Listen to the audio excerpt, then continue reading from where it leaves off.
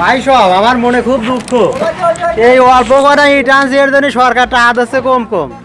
পরিতের দাম ছিল আগে 600, এখন দিচ্ছে ইস্টার সর্দার দিচ্ছে 150, আর আগে ছিল 2000 টাকা 1000। কি ও আমাদের খুব অভাব।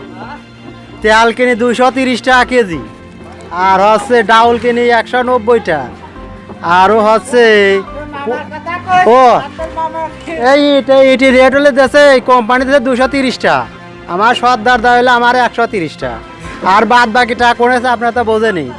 এই ইরশাদ আমারে লস দিয়ে ও বিল্ডিং করতেছে, আল্লাহকে দোয়া করি ওর বিল্ডিং জিনিস ভালো হয় না। এটা হাত দেয় না, 8000 টাকা মোট দিয়েছে, তার 9টা দাদন শোধ দিয়েছি। আচ্ছা আর দিবি না না।